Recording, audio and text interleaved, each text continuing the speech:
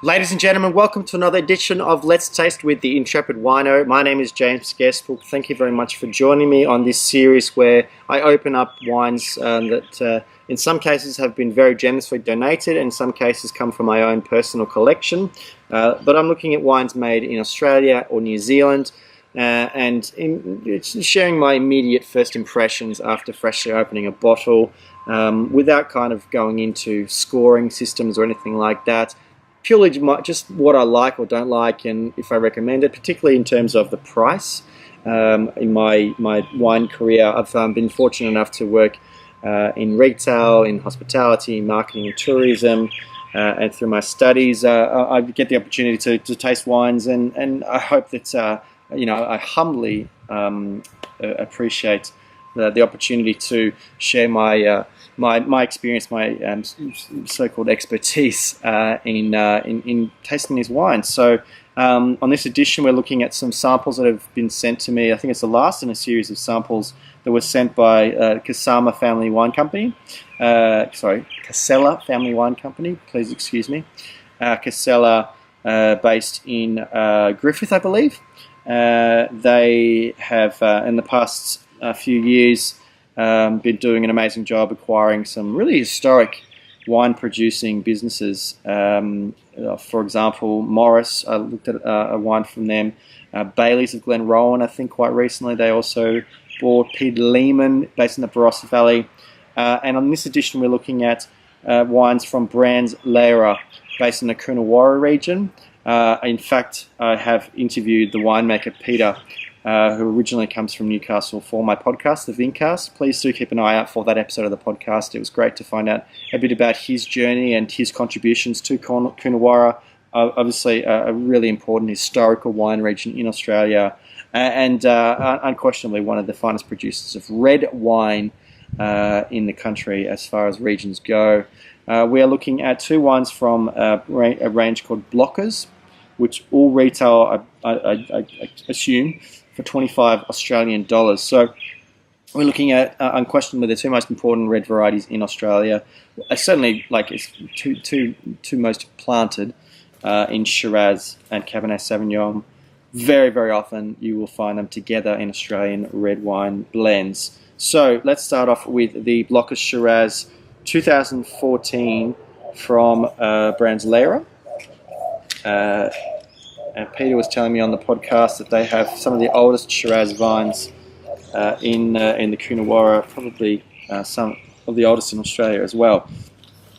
So, start off. Again, nice colour, sort of bricky, burgundy sort of colour, really reminiscent, of good Australian Shiraz.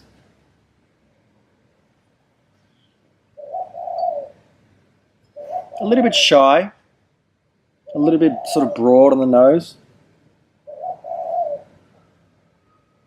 Just a little bit of savoury in there.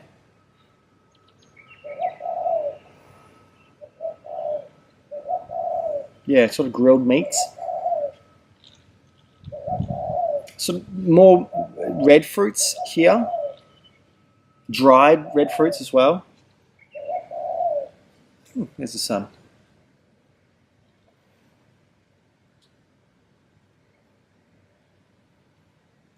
Good. Yep, not amazing, but decent. Fairly classic kind of warmer climate Australian Shiraz aromatics. Let's taste.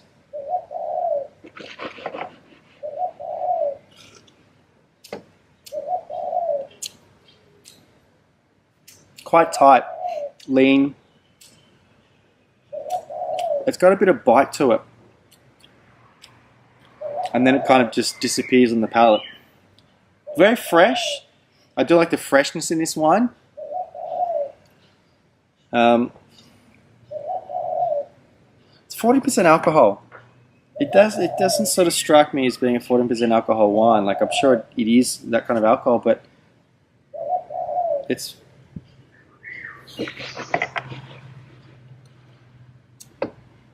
it's just got the acidity. I'm guessing there was an acid adjustment in there, and it's just showing it's a little bit biting, a little bit bitter. like I said, I like the freshness, but I'm not really a fan of it. It just sort of doesn't have the carry through on the palate that I was expecting. Let's have a look at the Cabernet now. This is from the 2015 vintage.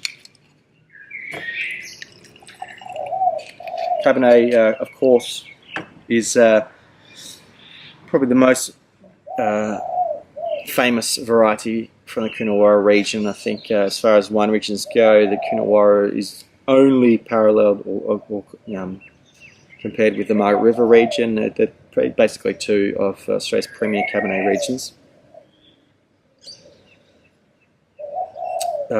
Very, very varietal. Stemmy, cassis, smoky,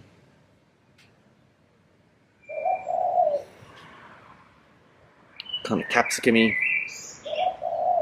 leathery. Yeah, I mean, this is unmistakable as Coonawarra Cabernet. Let's taste.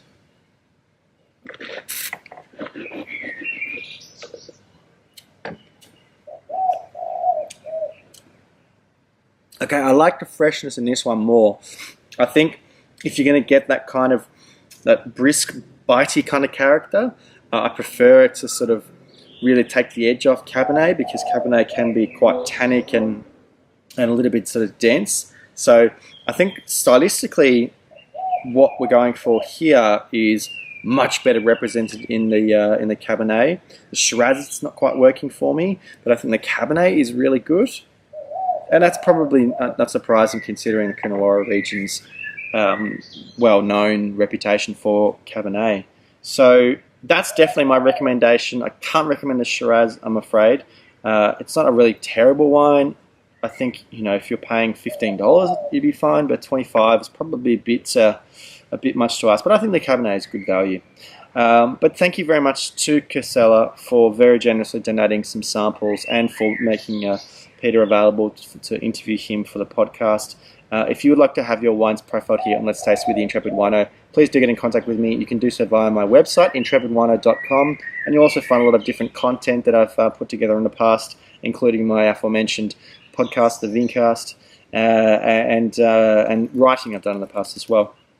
I'd love for you to follow me on social media. You can find me on Instagram, Facebook, and Twitter under @IntrepidWino. If you enjoyed this video, whether you're watching it on Facebook or YouTube, please hit the like button, share it through a number of different social channels, please. Leave a comment. I'd love to hear from you. I really do appreciate feedback or sharing your own experiences with wines. And if you are watching on YouTube, please hit the subscribe button for the channel. If you're watching on Facebook, hit the like button for the page. But guys, until next time, cheers.